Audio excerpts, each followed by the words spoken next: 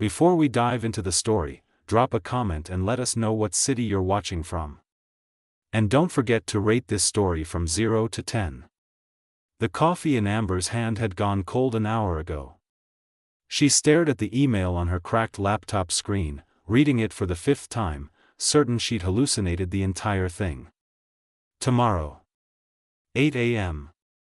Your office. DS. Outside her cubicle, the Sterling Development Group hummed with its usual Monday chaos. Phones rang. Keyboards clattered. Someone laughed too loud at a joke that probably wasn't funny. Normal.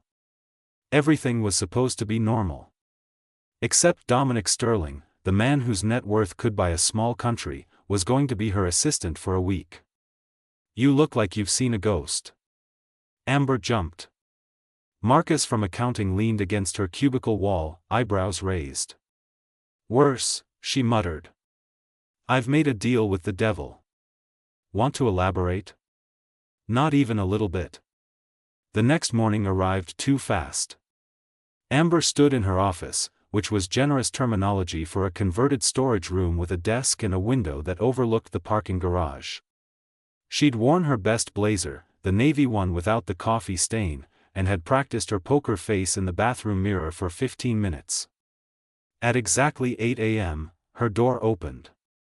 Dominic Sterling walked in wearing jeans and a black sweater, looking like he'd stepped out of a magazine spread titled "Billionaires Pretending to be Human." His usual armor of $1,000 suits was gone, but the confidence remained, sharp as broken glass. Good morning, boss. His tone was pleasant, almost mocking. Amber's heart hammered. She'd spent all night planning this moment, listing every degrading task she could assign him, every lesson she wanted to teach. But standing here, watching him settle into the plastic chair across from her desk like he owned it, all her preparation crumbled. Coffee, she said. Her voice came out steadier than she felt. Black, no sugar. And there's filing in the storage room. Alphabetical order. Should take you most of the morning. Dominic smiled. Not the predatory smile from the boardroom, something else. Something dangerous. Anything else? That's it for now. He stood, moved to the door, then paused. Amber? She hated how her name sounded in his mouth. Too familiar. Too intimate. What? This week is going to be more interesting than you think. He left before she could respond. The morning passed in surreal silence. Dominic returned with her coffee, perfect temperature, and disappeared into the filing room without complaint. Amber tried to work, tried to focus on the Henderson project proposal, but her mind kept wandering to the storage room where a billionaire was organizing folders like a first-year intern. At noon, her office phone rang. Hayes. She answered on the second ring. Amber, it's Gerald. We need to talk. Now. Her boss's voice carried an edge she'd never heard before. Cold. Almost afraid. What's wrong? Not over the phone. Conference room B. 5 minutes. The line went dead. Amber found Gerald pacing the small conference room, his face pale, sweat beading his forehead despite the aggressive air conditioning. Gerald, what is this about? He turned to her, and something in his expression made her blood run cold. You need to end whatever arrangement you have with Dominic Sterling. Today. I can't. It's a bet. There are terms. I don't care about the terms. Gerald's hands shook as he gripped the back of a chair. Do you know why I had food poisoning last week? Why I couldn't present to the board? Amber shook her head slowly. I didn't have food poisoning, Amber. I was in the hospital. Panic attack. Third one this month. He laughed, bitter and broken. You want to know what triggered it? Gerald, you don't have to tell me this. Yes, I do. Because you're walking into the same trap I did. He met her eyes. 3 years ago, Dominic made me the same offer. Said he wanted to understand the ground level. I thought it was an opportunity. I thought I could show him how to be better. The air in the room felt thin. What happened? He learned everything. My methods, my contacts, my projects. Every weakness, every shortcut, every compromise I'd made to survive in this company. Gerald's voice cracked. And then he used it. Promoted me to keep me quiet, gave me enough rope to hang myself. I've been his puppet ever since. Amber's mouth went dry. You're saying this is some kind of manipulation? I'm saying Dominic Sterling doesn't do anything without 3 layers of strategy. That bet? Planned. Your outburst in the boardroom? He wanted that. He needs someone with principles he can study, understand, and ultimately control. Why are you telling me this? Gerald pulled an envelope from his jacket. His hands trembled as he held it out. Because I'm done. This is my resignation. And this is your warning. Whatever he's planning, whatever he's really after, it's not about learning humility. It's about learning you. Amber took the envelope, her mind racing. He's in your office right now, isn't he? Gerald asked. Filing. Making coffee. Playing the obedient assistant. Yes. Then you need to ask yourself something, Amber. In a game where the billionaire agrees to be the servant, who's really in control? The question hung in the air like poison. Gerald walked to the door, paused. I liked you, Hayes. You had fire. Don't let him take that from you like he took everything from me. He left.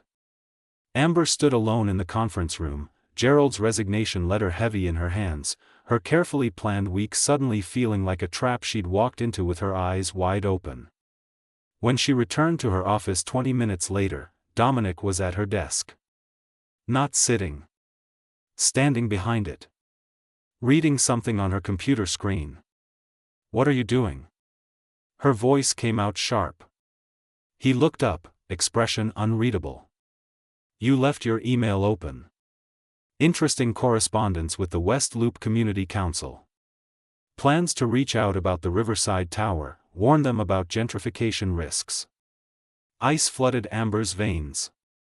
That email was private. Strategic. Potentially career-ending if the wrong people saw it. Get away from my desk. You were going to sabotage the project.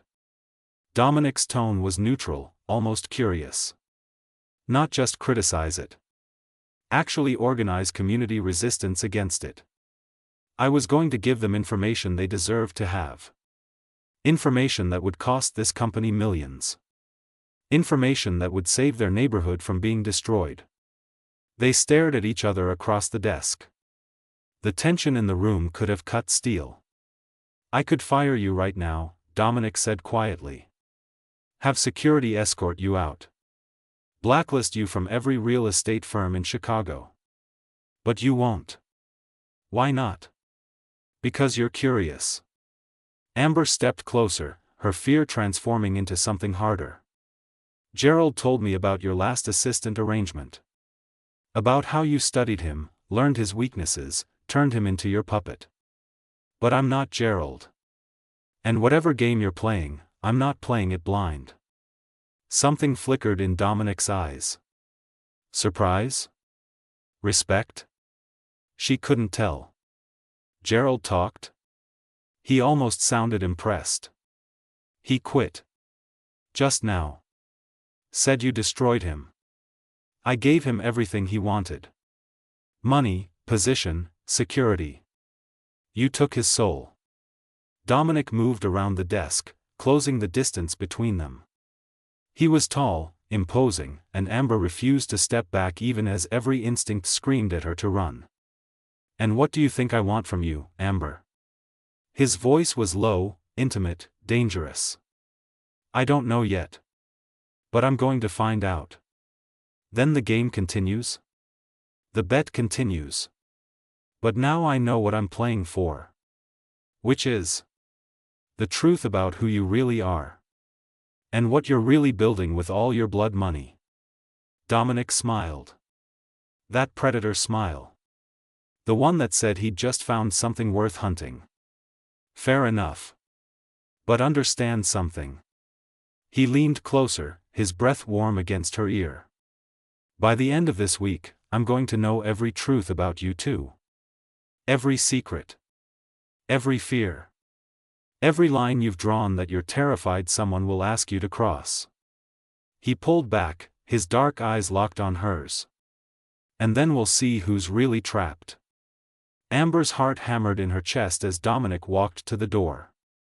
He paused at the threshold, glanced back. The filing's done, by the way. Alphabetical order. Just like you asked. Then he was gone.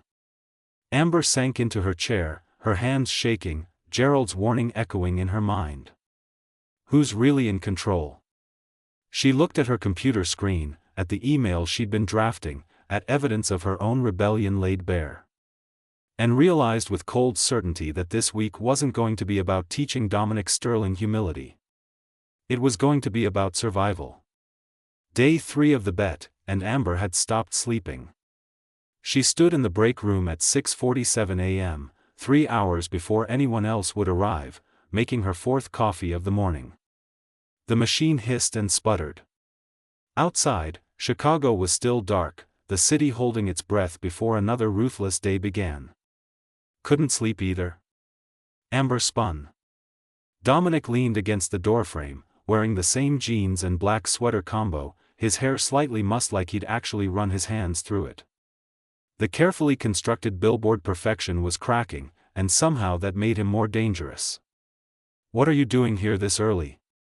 Same thing you are. Avoiding demons. He moved to the coffee machine, grabbed a mug from the cabinet. Yours have names. Debt. Ambition. A misplaced sense that I can actually change something. Amber's exhaustion made her honest. Yours? Older. Meaner. Better at hiding. They stood in silence while the coffee brewed. The fluorescent lights hummed overhead, casting everything in sickly blue. I read your file, Dominic said suddenly. Of course you did. Columbia graduate. Top of your class. Scholarships, awards, recommendations from professors who called you exceptional. You could have gone anywhere. Goldman Sachs was courting you. So was McKinsey. He poured coffee, didn't look at her. Why here? Why a mid-level position at a company you clearly despise? Amber's jaw tightened. That's not part of the bet. No. It's not. He turned, held out a mug. But I'm asking anyway. She took the coffee. Their fingers brushed. The contact lasted half a second too long. My mother got sick my senior year, Amber heard herself say. The words came out flat, practiced from years of making them hurt less. Cancer. The aggressive kind. I stayed in Chicago to be near her. Took the first job I could get that paid enough for her medical bills. She met his eyes. She died anyway. 3 months after I started here. But by then I had an apartment lease, student loans, and a resume that said I was a team player who didn't rock boats. Except you do rock boats. Only when they're sinking anyway. Dominic studied her over his mug. His dark eyes caught the harsh light, turned them almost black. I'm sorry. About your mother. Don't. Amber's voice came out harder than intended. Don't do that. Don't pretend to have empathy when we both know this is just reconnaissance. You think I'm incapable of empathy? I think you've built an empire by treating it like a weakness. Maybe. He set down his mug. Or maybe I'm just better at hiding the bleeding. Before Amber could respond, her phone buzzed. She glanced at the screen and her blood went cold. Unknown number. Text message. You're playing with fire, Hayes. Some secrets burn everyone. What is it? Dominic's tone sharpened. Nothing. She shoved the phone in her pocket, but her hands shook. Amber. I said it's nothing. His jaw tightened. For a moment, she thought he'd push. Instead, he stepped back, and something in his expression shifted. Calculation replacing whatever genuine moment had almost existed between them. Your assignment for today, he said, his voice returning to that cool, controlled tone. I need you to attend a meeting with the Riverside Tower investors. 2 p.m. Conference Room A. That's your meeting. Why would I attend? Because you're going to present the alternative proposal. The one you've been drafting in secret. The mixed-income housing model. Amber's heart stopped. How do you know about that? I know everything that happens in this building. Did you really think I wouldn't have access to company servers? He moved to the door. You want to change how I do business. Prove your model works. Convince investors to accept a 20% profit margin instead of 40%. Show me your principles can survive contact with reality. That's not a fair test. Life isn't fair. Business certainly isn't. He paused at the threshold. But if you can make them say yes, I'll implement your plan. Full stop. No modifications. We build the Riverside Tower your way. And if I can't? His smile was cold. Then you'll understand why I make the choices I do. And you'll stop judging me for them. He left. Amber stood alone in the break room, her untouched coffee going cold, that text message burning in her pocket like evidence of a crime she hadn't committed yet.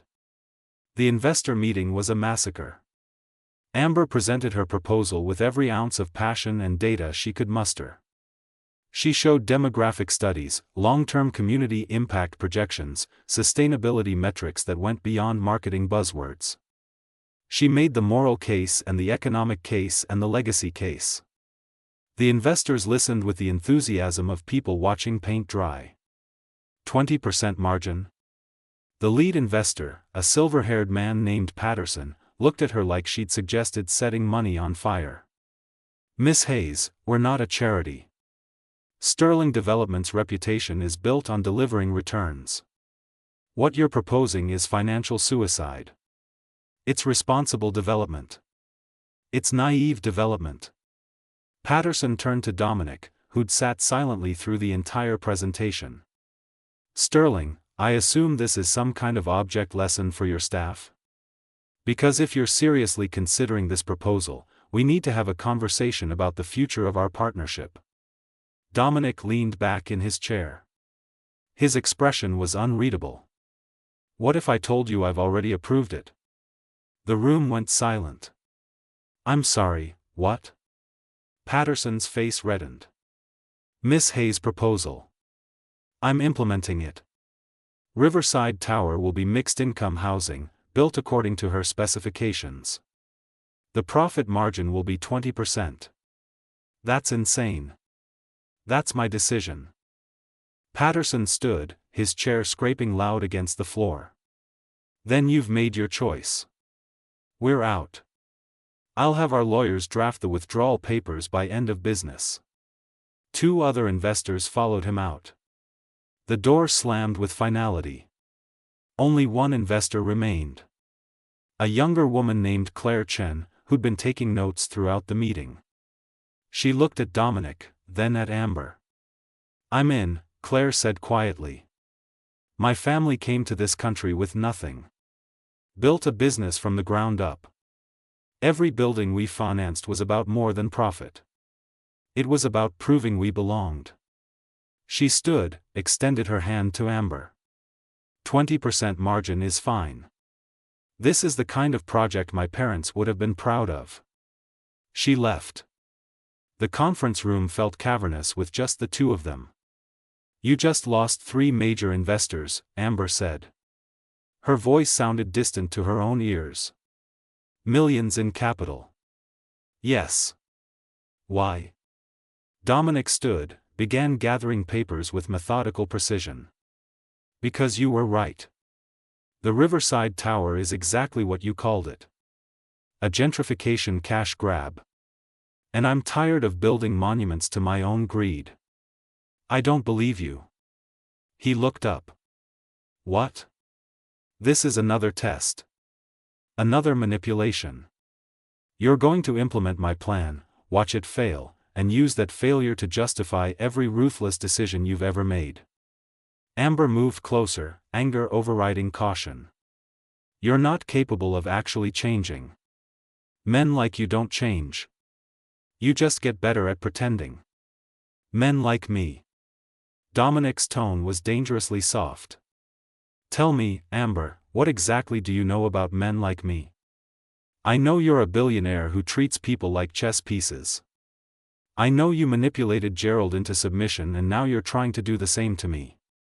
I know every kind word, every moment of vulnerability, is calculated strategy. You're right. He set down the papers. About most of that. But you're wrong about one thing. What? I didn't approve your plan to manipulate you. I approved it because for the first time in 5 years, someone made me remember why I started building in the first place. The confession hung between them, raw and unexpected. Amber wanted to argue, to reject it as another lie. But something in his eyes stopped her. Something that looked like truth, or close enough to make her doubt everything. Her phone buzzed again. She pulled it out, saw another message from the unknown number, and this time her entire world tilted. Ask him about the fire. Ask him what he did to his father's company. Then decide if you still want to save his soul. Attached was a newspaper article. 15 years old. She clicked it open, and her blood turned to ice. Sterling Industries destroyed in suspicious fire. Jacob Sterling dead. Son Dominic under investigation. She looked up at Dominic. He'd gone perfectly still, his eyes locked on her phone screen even from across the table. Amber. His voice was barely above a whisper. Tell me this isn't real. It's real. Tell me you didn't burn down your father's company with him inside it. Silence. Tell me. Her voice cracked. I can't. Dominic's hands clenched into fists at his sides. Because I don't know if I did or not. The words made no sense. Amber's mind raced, trying to fit pieces together that didn't match. What do you mean you don't know? I mean my father was a monster. I mean that building should have been empty at 2 a.m. when the fire started. I mean the investigation concluded it was an electrical fault, but there were questions. Always questions. He met her eyes. And I mean that some nights I wake up not sure if I'm relieved he's dead or horrified by how relieved I am. Jesus Christ. I was 19. My father had just announced he was selling Sterling Industries to a competitor. Liquidating everything my grandfather built.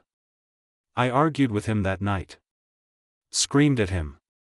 Told him I'd burn it all down before I let him destroy the family legacy. That's just an expression. Is it? Dominic's laugh was hollow. Because 6 hours later, the building was ash and my father was dead and everyone looked at me like they knew exactly what I'd done. Even me. Especially me. Amber's hands shook. Did you do it? I was at a bar. Drunk. 18 witnesses. Perfect alibi.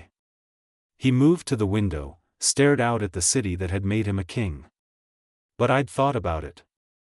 God help me, I'd fantasized about it. How easy it would be. How much better the world would be without him in it. Thinking isn't doing. Tell that to the part of me that dreams about the fire every night. That wakes up smelling smoke.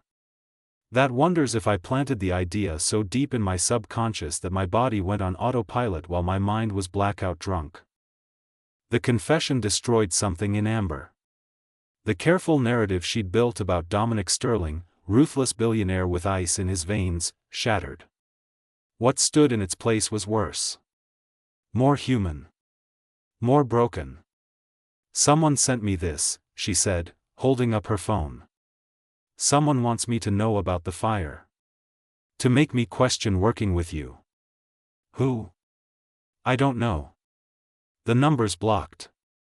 Dominic turned back to her. But you have a guess. Gerald.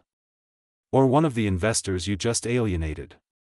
Or any of a dozen people in this company who'd benefit from watching you fall. And what are you going to do with the information? Amber looked at him. Really looked. Saw past the expensive clothes and cultivated confidence to the 19-year-old boy who'd lost everything and spent 15 years building an empire on the ashes of his father's death, never sure if he was a victim or a murderer. I'm going to finish the week, she said finally. And I'm going to build the Riverside Tower the right way. With you or despite you. Why? Because whether you set that fire or not, you're trying to build something different now. And I'd rather help with that than destroy it. Dominic stared at her like she'd spoken a foreign language. You should hate me. I probably should. Amber moved to the door. But hate's exhausting. And I've got a building to design. She left him there, surrounded by abandoned investor portfolios and 15-year-old ghosts, her own hand still shaking with the weight of secrets that changed everything and nothing. As she walked back to her office, her phone buzzed one more time. You're making a mistake, Hayes. But don't worry. His secrets are just beginning. Amber deleted the message. Whatever was coming, she'd face it.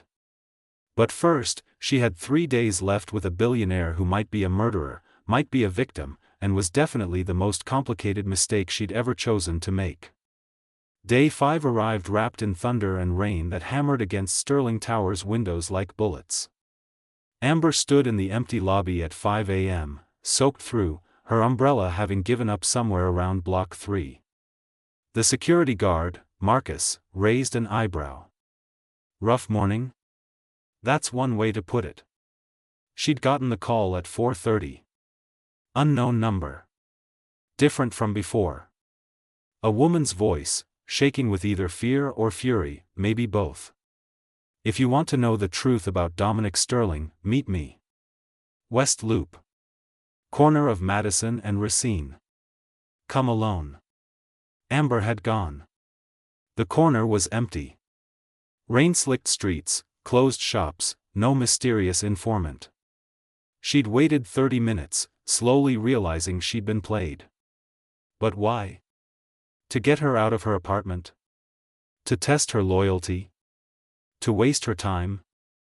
Now she dripped water across marble floors, her mind racing with paranoia and exhaustion. The elevator doors opened on her floor. Dominic stood in the hallway outside her office, and something about his posture made her stop cold. What happened? His voice cut through the sound of rain against glass. Nothing. Wild goose chase. Someone called you. It wasn't a question. Amber's jaw tightened. How do you know that? Because someone called me too. Same thing. Meet in private, learn the truth. He moved closer. Only I didn't go. I came here instead. Figured if someone's trying to separate us, this is where the real play happens. You think someone's targeting both of us?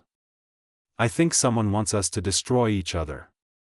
He pulled out his phone, showed her a message. I got this at 5:15. She's not who you think she is. Check her bank records. Then ask yourself why someone living paycheck to paycheck suddenly has $50,000 in her account. Amber's blood ran cold.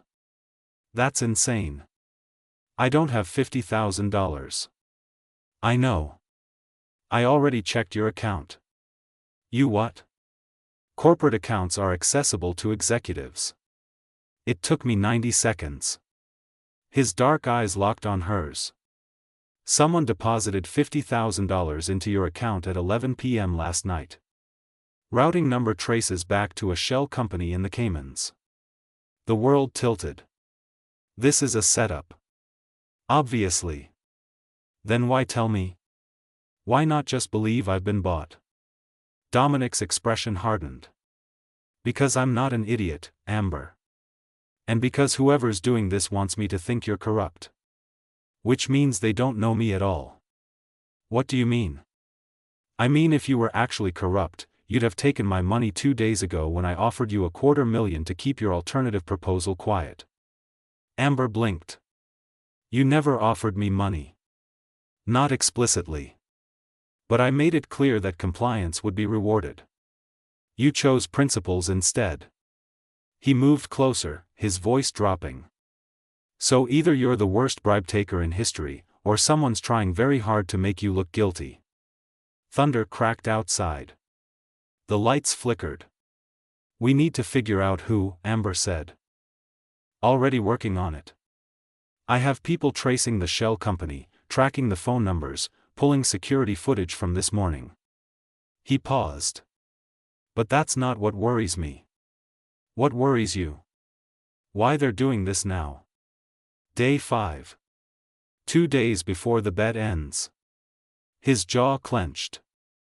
Someone's escalating. Which means whatever their endgame is, it's coming soon.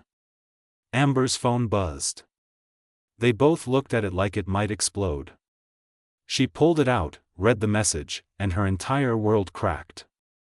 Want to know who's been sending the messages? Check Dominic's brother's office. 3rd drawer, left side. You'll find all the evidence you need. What is it? Dominic asked. Nothing. Amber. It says your brother is behind this. Silence. The kind that pressed against eardrums and made breathing difficult. Marcus, Dominic said finally. Your brother's name is Marcus? Was. He died 3 years ago. Dominic's voice was flat, empty. Car accident. Or that's what the police report said. You don't believe it was an accident? I don't know what I believe anymore. He ran a hand through his hair. Marcus and I were supposed to inherit Sterling Industries together. After our father died, we rebuilt it as partners. But Marcus wanted to go public. Sell shares. Let investors dictate our direction. I refused. We fought about it for months. What happened? He threatened to sue me for his half of the company. Said I'd become just like our father. Controlling, paranoid, willing to destroy anything I couldn't own. Dominic's hands clenched. 3 days later, his car went off a bridge. Brake failure. The investigators found nothing suspicious. But you think there was something. I think my brother knew how to get under my skin. And I think if he wanted to fake his death to escape the pressure I was putting on him, he'd have the resources to do it. Thunder shook the building. That's insane, Amber said. Is it? We're standing here discussing anonymous messages, planted evidence, and mysterious phone calls. Insane is the baseline now. So what do we do? Dominic met her eyes. We go to Marcus's old office. We look in that drawer. And we find out if my dead brother is trying to destroy me from beyond the grave. Marcus Sterling's office was on the 38th floor, preserved exactly as he'd left it 3 years ago. Dominic had never had the heart to clear it out, never reassigned the space. It existed as a museum to partnership and loss, gathering dust behind locked doors. Until now. Dominic opened the door with a key that looked ancient, and the air that rushed out smelled stale, like time itself had stopped breathing. 3rd drawer, left side, Amber whispered. They moved to the desk. Dominic pulled open the drawer. Inside was a manila folder. No label. No identifying marks. He opened it. Photographs spilled out. Amber, outside her apartment. Amber, in coffee shops. Amber, walking to work. Dozens of surveillance photos spanning the last 6 months. Jesus Christ, Amber breathed. But that wasn't the worst part. Beneath the photos was a document. A contract, signed and notarized.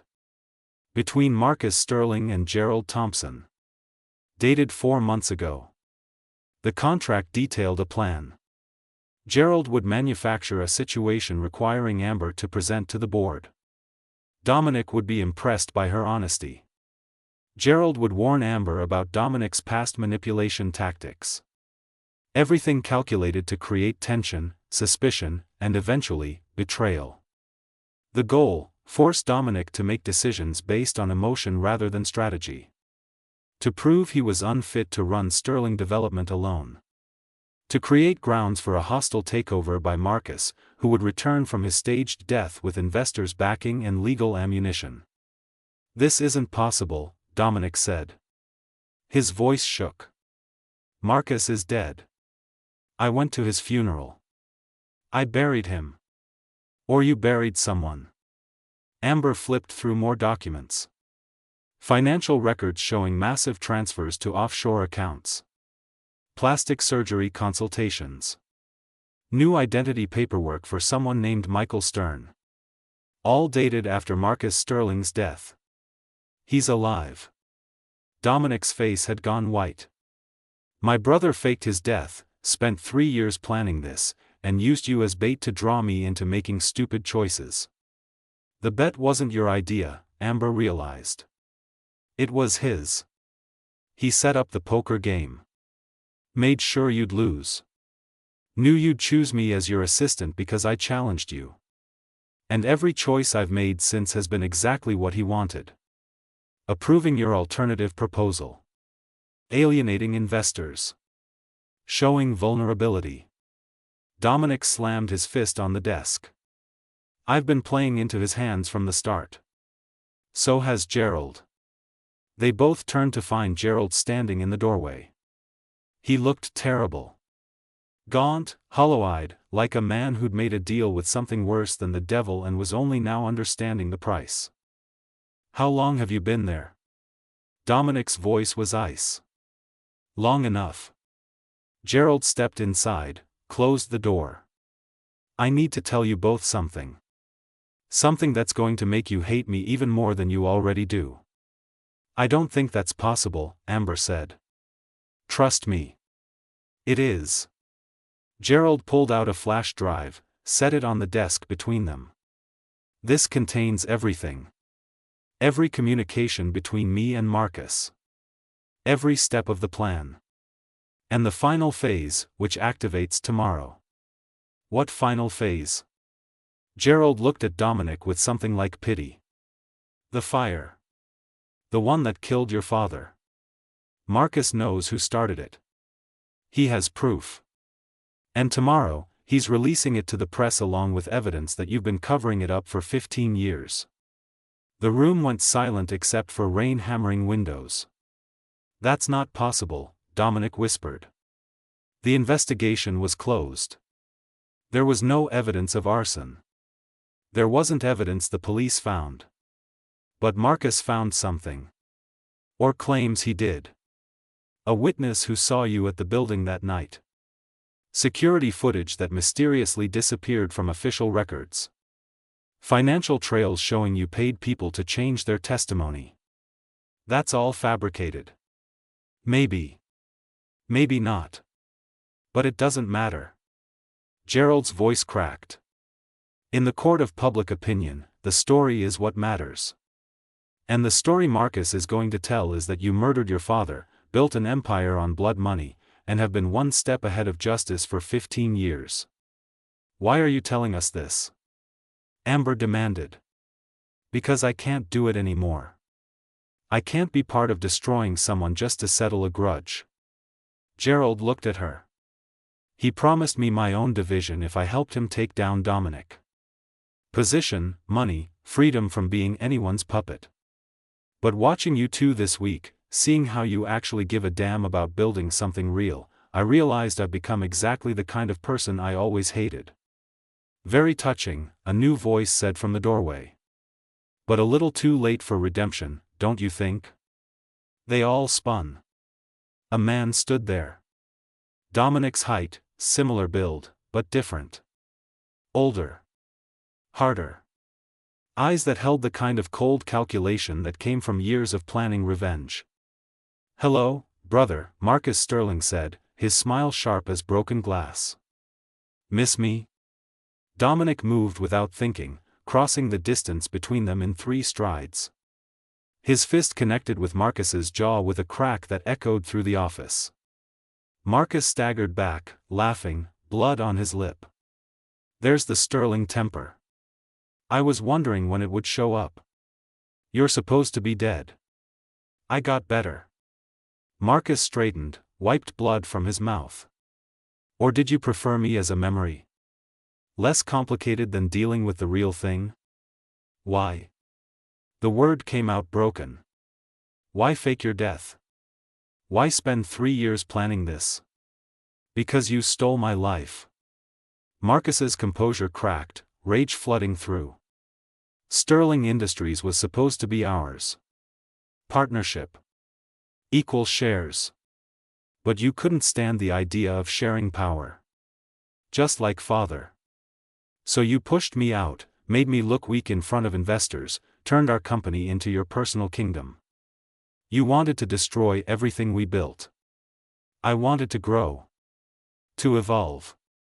But you're so terrified of becoming father that you've become him anyway. Controlling, paranoid, willing to sacrifice anyone who threatens your vision. That's not true. Isn't it? Marcus looked at Amber. Ask her. Ask Amber Hayes what it's like working for you. Ask her if she feels like a valued partner or a pawn in your game. Dominic turned to Amber. His eyes held something raw and desperate. She knew her answer mattered. Knew whatever she said now would shape everything that came after.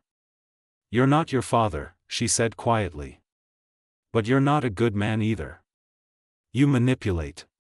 You scheme. You use people's principles against them. But you're trying to change.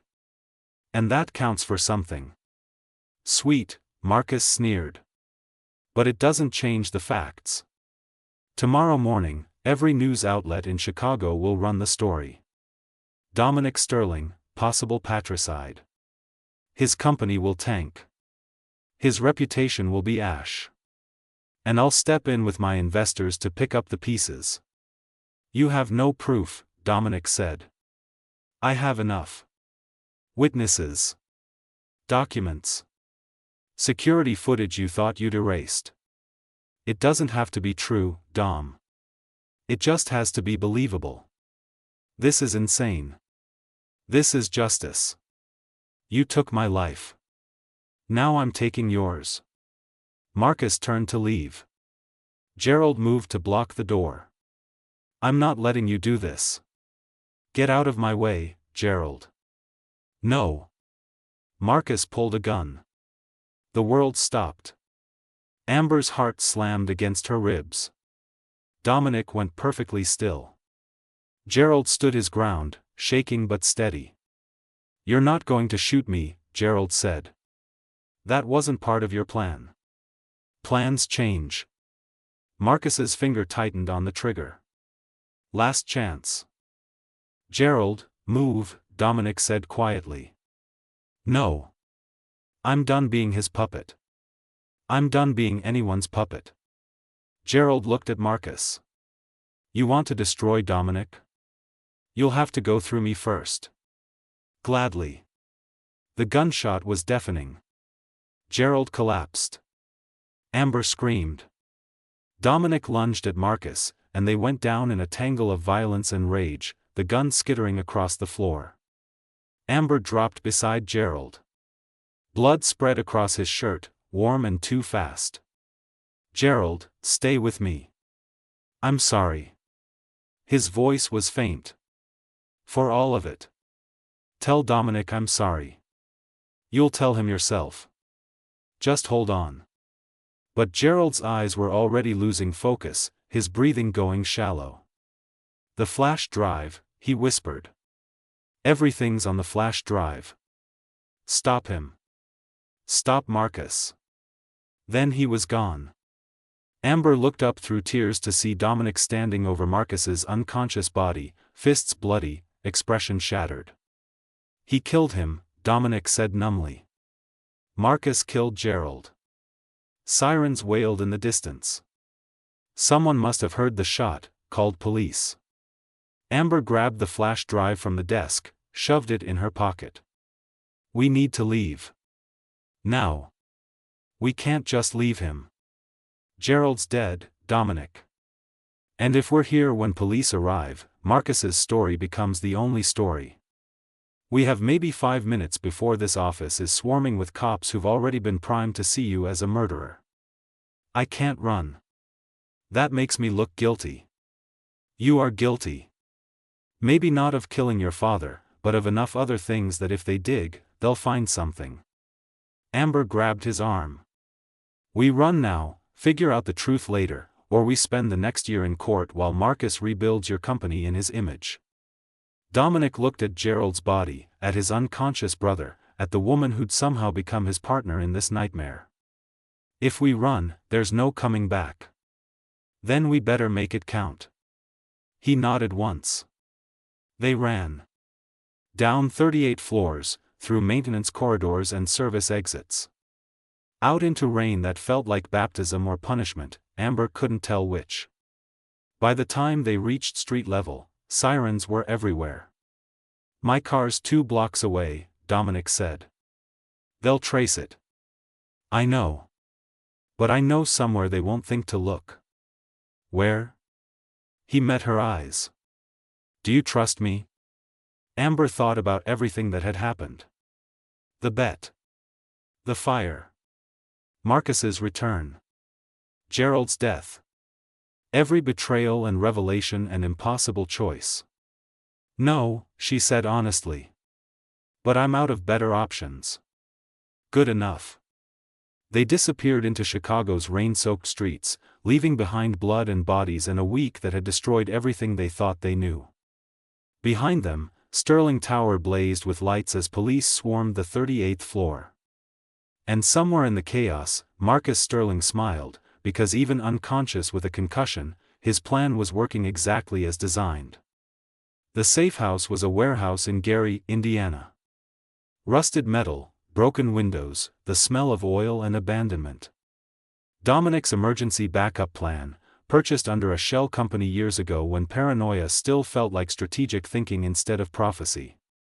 Amber stood by a cracked window, watching rain turn the industrial wasteland into something from a post-apocalyptic film. Behind her, Dominic paced like a caged animal, his shirt still stained with Gerald's blood. We need to look at what's on the flash drive, she said. I know. Then stop pacing and help me find a computer. There's one in the back office. They moved through the warehouse, their footsteps echoing in the vast space. The office was small, cramped, containing a desk, a chair, and a laptop that looked older than Amber felt.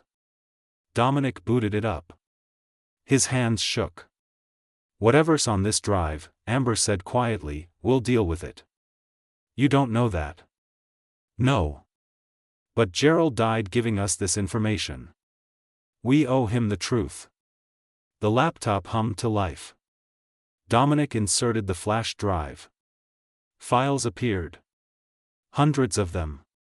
Communications. Financial records. Surveillance footage. And one video file labeled simply, The Fire. Dominic's finger hovered over it. Do you want me to watch first? Amber asked. No. I need to see this. He clicked. The video was grainy, clearly from old security footage. It showed the Sterling Industries building. The timestamp read 1:47 a.m., 15 years ago. A figure approached the building. Even with poor quality, the build was recognizable. Young. Tall. Moving with purpose. That's not me, Dominic whispered. The figure entered through a side door. Minutes passed. Then smoke began curling from windows. The figure emerged, running now, and the camera caught his face for just a second. Marcus Sterling at 19 years old. Jesus Christ, Dominic breathed. The video continued. Showed fire trucks arriving. Showed Jacob Sterling's body being carried out. Showed a young Dominic arriving, drunk and devastated, being questioned by police while his brother stood in the background, face perfectly composed. The video ended. Silence filled the cramped office. "He killed our father," Dominic said finally. His voice was hollow. "Marcus set the fire. He let me spend 15 years thinking I might have done it. Let me build an empire on guilt and uncertainty. And now he's trying to frame me for his crime. Why? Why kill your father?" Dominic opened another file. Financial records from Sterling Industries' final months. And there it was. Jacob Sterling had discovered Marcus had been embezzling funds. $500,000, moved to offshore accounts, traced back to Marcus's access codes. Father was going to press charges, Dominic said. He was going to sell the company and use the proceeds to pay back what Marcus had stolen. Marcus would have gone to prison. So he burned it all down. And blamed me. Or let the world think it might be me. Either way, he got what he wanted. Father dead, company destroyed, a clean slate to rebuild. Except you rebuilt instead. Yeah. Dominic's laugh was bitter. I took the ashes of his crime and turned them into an empire. No wonder he hates me. Amber scrolled through more files. Found communications between Marcus and Gerald spanning 3 years. Every detail of their plan laid out in emails and messages. How they'd manipulated the bet. How they'd planted evidence. How they'd planned to destroy Dominic's reputation and seize the company. And then she found the final message. Sent from Marcus to Gerald just hours before Gerald's death. If he doesn't break, kill him. Make it look like suicide. I'm tired of waiting. Amber's blood ran cold. Dominic. He read over her shoulder. His jaw clenched. Gerald wasn't supposed to have a conscience. Marcus was going to kill him either way. We have to go to the police with this. With what? Digital files that could be fabricated? Security footage from 15 years ago that mysteriously appeared now? We have evidence, Amber, but we have no credibility. We ran from a crime scene. We look guilty as hell. Then what do we do? Dominic was quiet for a long moment. When he spoke, his voice was steady. Cold. The voice of a man who'd made an impossible decision and accepted the price. We finish this. On our terms. Tomorrow morning, Marcus is going to release his fabricated story to the press. Before he does, we release the real one. Everything on this flash drive goes public. The embezzlement. The fire. His fake death. All of it. That will destroy Sterling development. Better destroyed by truth than thriving on lies. You'd sacrifice everything you built? Everything I built was on the foundation of Marcus's crime. Maybe it's time to burn it down and start over. He looked at her. But I can't ask you to go down with me. You've already lost enough. What are you talking about? You'll be implicated. Accessory after the fact at minimum. Your career in Chicago is over either way. But if you leave now, take the flash drive, go to the FBI yourself, you can spin this as you uncovering corruption. You'll be a whistleblower instead of a co-conspirator. You want me to betray you. I want you to survive this. Amber stared at him. The man who'd started this week as her arrogant boss. Who'd become something more complicated. More human. More worth saving than destroying. No, she said. Amber, be reasonable. I'm done being reasonable. Reasonable would have been not presenting to the board. Not accepting your bet. Not following you into this nightmare. But I did all of those things because somewhere in your calculating, manipulative, ethically questionable soul, there's something worth fighting for. You barely know me. I know enough. I know you're trying to build something better than what you inherited. I know you approved my alternative proposal even though it cost you investors. I know you're willing to destroy your empire rather than let it be built on lies. She moved closer. And I know that if Gerald could sacrifice himself for a chance at redemption, I can damn well stand beside you while we finish what he started. Dominic's expression cracked. Not much. Just enough to show the human underneath the armor. This is going to get worse before it gets better. Everything worth doing does. We could both go to prison. Then we'll have matching jumpsuits. Very romantic. Despite everything, he almost smiled. You're insane. You're just now figuring that out? He pulled her close, and for a moment, in a rusted warehouse in Gary, Indiana, surrounded by evidence of murder and betrayal, they were just two people who'd found each other in the wreckage. Then Amber's phone buzzed. They both froze. She pulled it out. Unknown number. But this time, the message was different. I know where you are. Police will be there in 20 minutes. Run, and I'll know. Stay, and you'll have a chance to hear my offer. Your choice. A mess. He's tracking us, Dominic said. How? I turned off location services. Doesn't matter. Marcus has always been better with technology than me. If he wants to find us, he'll find us. So what do we do? Dominic looked at the laptop, at the flash drive, at the evidence that could destroy his brother and save their lives. We make a copy. Send the files to every news outlet in Chicago. Set them to release automatically in 6 hours if we don't stop the timer. A dead man's switch. Exactly. Then we meet Marcus. Hear his offer. And decide if we're willing to make a deal with the devil or if we burn everything down on principle. You already know which one I'll choose. Yeah. He started copying files. But I'm hoping you'll talk me out of my worst angels. 20 minutes later, they stood in the center of the warehouse, waiting. The door opened. Marcus walked in, flanked by two men in suits. Lawyers, probably. Or hired muscle. With Marcus, the lines blurred. Hello, brother. Marcus looked tired. The fight with Dominic had left bruises on his face, blood crusted at his hairline. Miss Hayes. Thank you for staying. We didn't have much choice, Amber said. You always have choices. You've just been making interesting ones lately. He moved closer, hands in pockets, casual as discussing weather. I want to make you both an offer. A way out of this mess that doesn't end with destroyed reputations and federal prison. We're listening, Dominic said.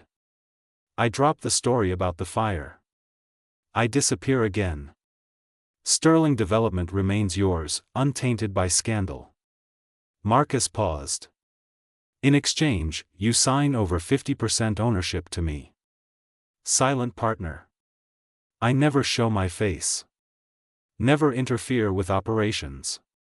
Just collect my share and live somewhere tropical. That's it? You fake your death, kill Gerald, frame us for murder, and your endgame is a retirement plan? I'm tired, Dom. 3 years of planning revenge, and I realize I don't actually want your life. I just want compensation for the life you stole from me. I didn't steal anything. You embezzled from the company. You killed our father. You've been manipulating everything from the shadows because you can't face the consequences of your own choices. Marcus's expression hardened. Careful. You're not in a position to judge. Neither are you. Maybe not. But I have the better lawyers. He pulled out a document. Sign this. Transfer 50% ownership. Or tomorrow, the world learns that Dominic Sterling has been covering up patricide for 15 years. Even if you release your evidence about me, it'll be your word against mine. And I've got witnesses who'll testify that you've been unstable. Violent. Exactly like father. We'll release the security footage, which I'll claim is fabricated. Deepfake technology is remarkable these days. The court of public opinion will eat both of us alive, but at least I'm already dead. You're the one with a reputation to lose. Dominic looked at the document. 50% of everything he'd built. Everything he'd sacrificed for. Everything that had cost him his soul piece by piece over 15 years. And if I refuse? Then we both lose. Your company tanks. My revenge is incomplete. Gerald died for nothing. And Miss Hayes here becomes collateral damage in a family war she never asked to be part of. Marcus looked at Amber. Unless you'd like to make your own deal. I could use someone with your integrity. 50,000 a year, your own division, a chance to build the kind of projects you actually believe in. All you have to do is walk away. Right now. Let the Sterling brothers destroy each other and build something new from the ashes. You're offering me a job? Amber's voice was ice. After everything you've done? I'm offering you a future. Dom is offering you complicity in his crimes. Choose wisely. The warehouse went silent except for rain drumming on metal roof. Amber looked at Dominic. Saw the calculation in his eyes. The weighing of options. The realization that maybe Marcus was right. Maybe the smart play was to cut losses and survive. Don't, she said quietly. Amber, be realistic. I am being realistic. You sign that paper, you let Marcus win. You prove that everything he's accused you of is true. That you're willing to compromise any principle to protect your empire. I'm willing to compromise to protect you. I don't need protecting. I need you to be the man who approved a 20% profit margin because it was the right thing to do. The man who's trying to build something better than what he inherited. The man who Gerald died believing in. That man might send us both to prison. Then we go to prison with clean consciences. Dominic stared at her. Then at his brother.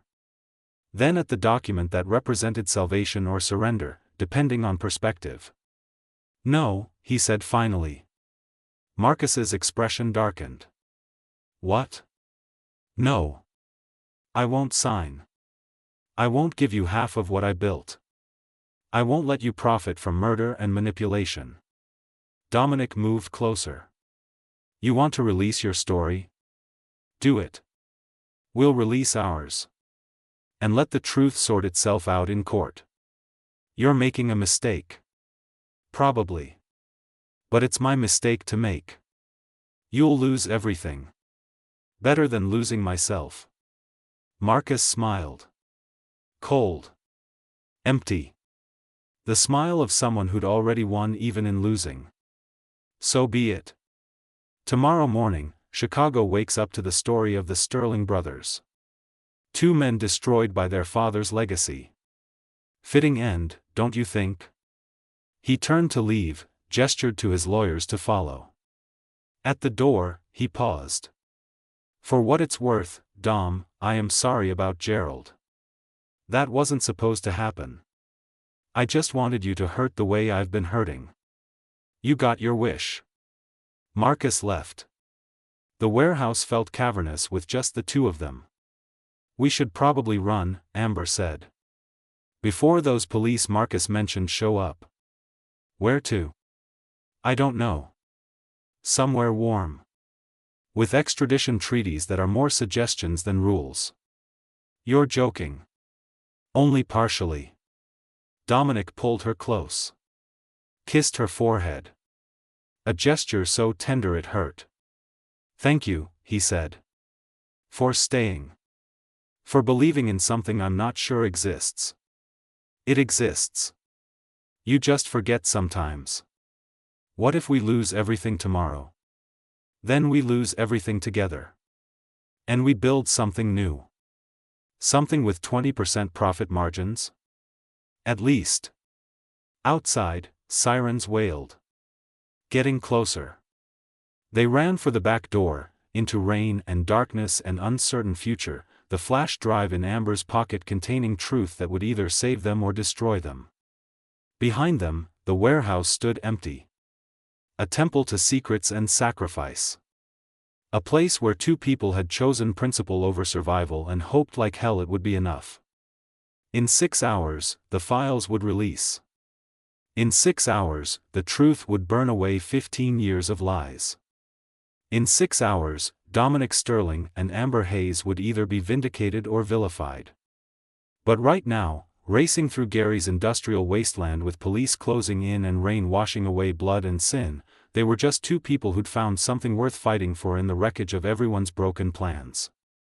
6 hours felt like 6 seconds and 6 lifetimes simultaneously. Amber and Dominic had made it to a motel outside Indianapolis.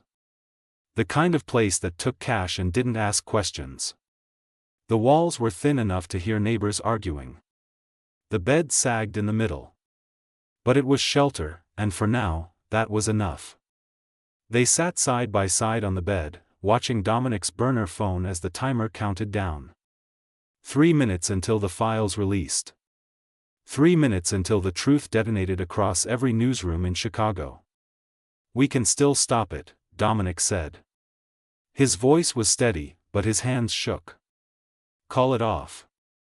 Take Marcus's deal. Disappear to somewhere with beaches and legal ambiguity. Is that what you want? I want you safe. Everything else is negotiable." Amber took his hand. Squeezed. "Then you're not the man I thought you were. Maybe I never was. Or maybe you've been that man all along and just needed someone to remind you." The timer hit 2 minutes. Outside, dawn was breaking. Pink and gold light filtering through thin curtains, making promises about new beginnings that might be lies. "Tell me something true," Amber said suddenly. "Something you've never told anyone." Dominic was quiet. The timer ticked down. 90 seconds. "I dream about the fire," he said finally. "Every night. But it's not my father burning. It's Marcus. And I'm standing outside watching, and part of me wants to run in and save him. But another part just watches. Just lets him burn. And when I wake up, I never know which part is real." Amber's throat tightened. "You're not a murderer, Dominic." "How do you know?" "Because murderers don't lose sleep over dreams. They sleep fine." 60 seconds. "Your turn," Dominic said. "Tell me something true. I'm terrified that after this is over, after the dust settles, you'll realize I'm just a mid-level coordinator with student debt and anger issues. That whatever this is between us was just adrenaline and circumstance. And I'm terrified you'll realize I'm a billionaire who's built everything on compromises and calculated risks.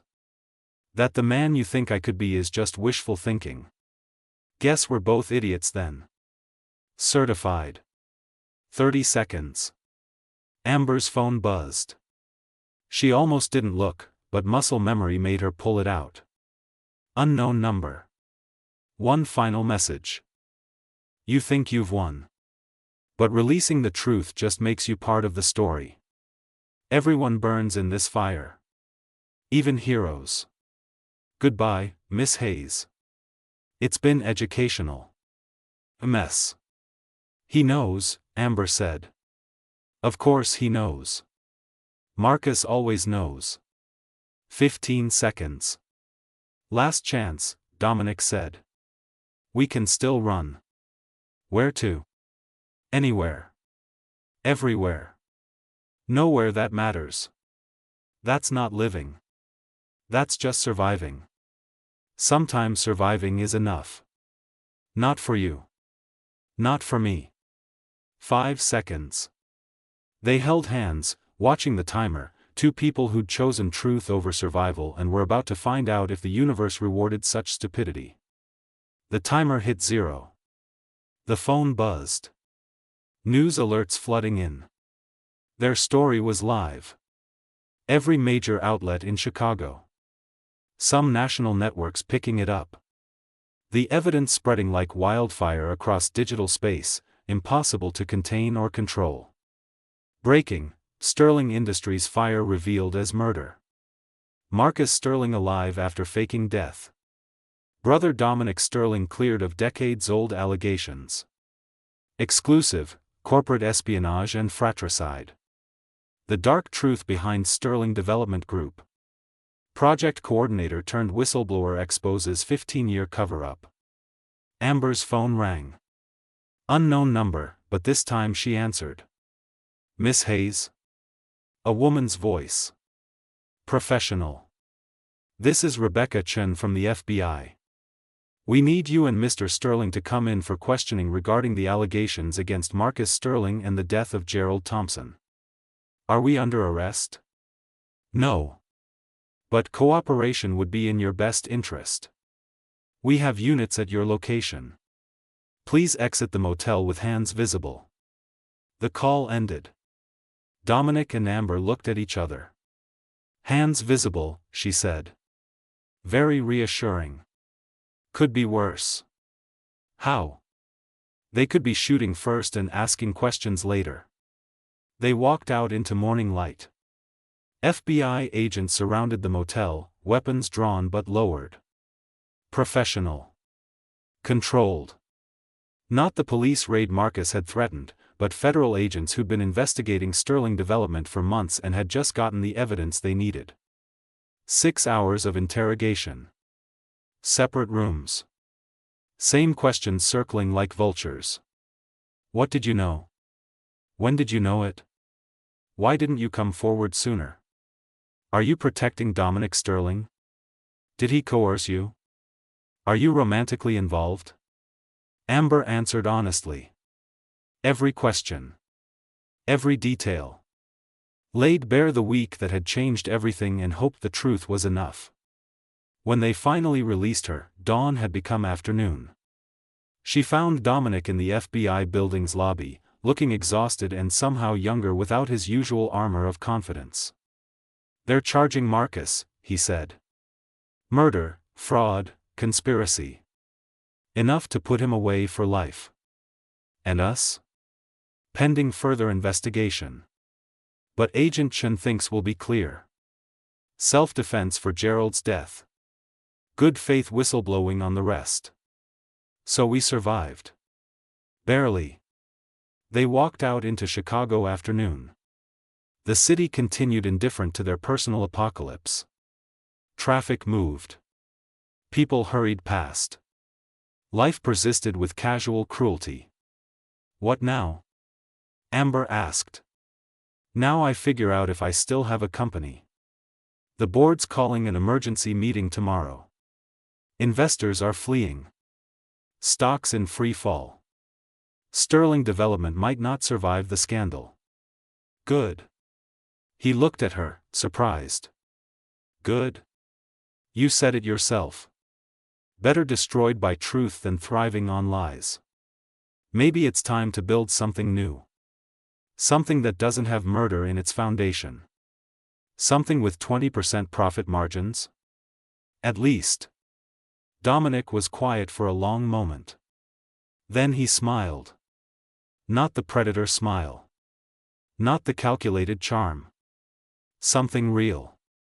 You're going to be insufferable as a partner. Partner? Well, I can't keep you as an assistant. That would be weird now. And I'm going to need someone with integrity to help rebuild whatever emerges from this wreckage. Someone who's not afraid to call me out when I'm being a morally bankrupt gentrifier. That's a very specific job description. It's a very specific job. What do you say? Amber thought about Columbia. About her mother. About the path that had led her from student debt and grief to standing in Chicago sunshine beside a man who'd almost been destroyed by family and fate and had chosen to burn it all down rather than compromise.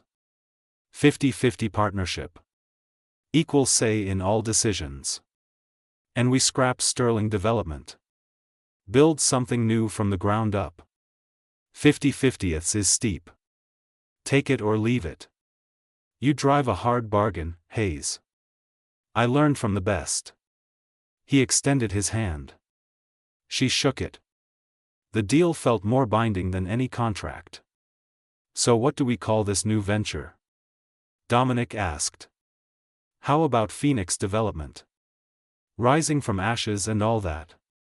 Painfully on the nose. You have a better idea? Hayes and Sterling? Sterling and Hayes. Alphabetical. Alphabetical would be Hayes and Sterling. Fair point. They started walking. No destination. Just movement through a city that had almost eaten them alive. Can I ask you something? Amber said. Always. The dream. About Marcus burning while you watch.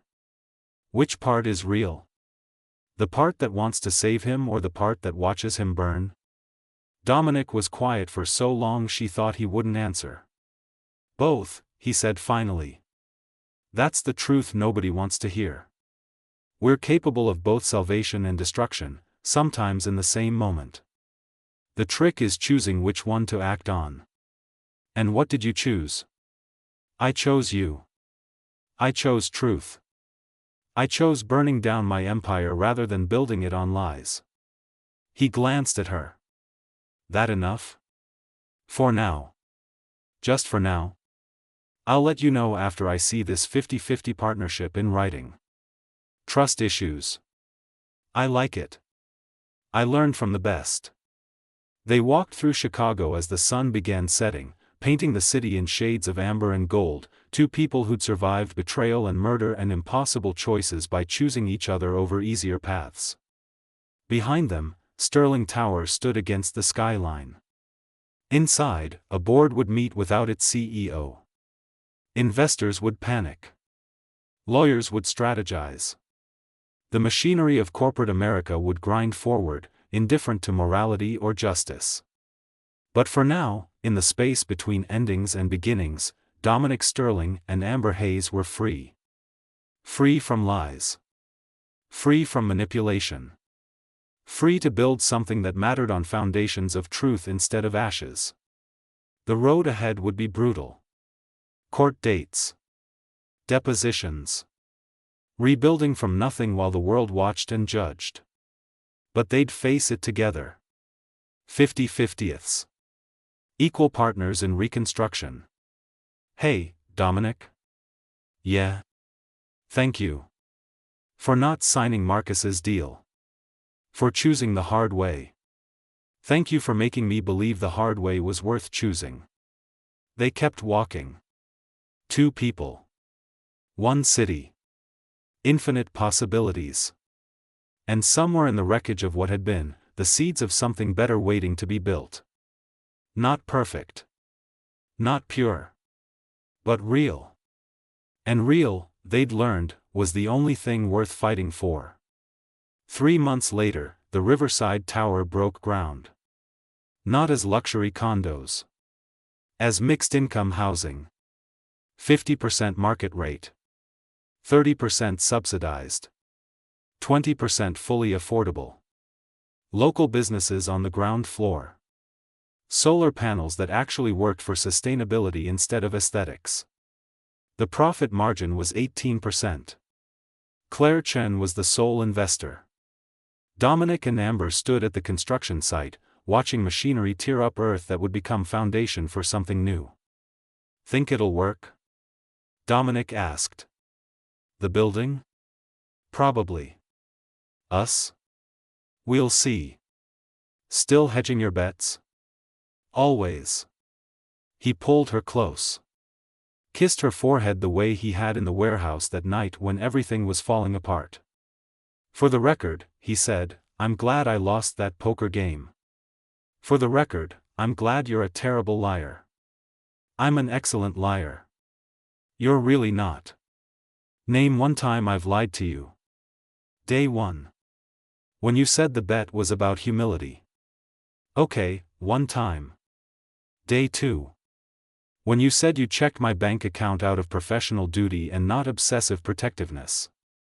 That's 2. Want me to keep going? Please don't. Amber smiled. The smile that had started all of this. The one that said she saw through every defense he'd carefully constructed and loved him anyway. "Come on," she said. "We have investors to meet. Community boards to convince. A business to build from nothing while everyone's watching and betting on our failure." Sounds terrible. Sounds perfect. They walked toward the construction trailer where Phoenix Development's first chapter would be written. Behind them, Chicago sprawled vast and indifferent and beautiful. Ahead, something new waited to be built. And for the first time in 15 years, Dominic Sterling didn't dream about fires. He dreamed about foundations. The end. What city are you watching from? Rate this story from 0 to 10 in the comments below.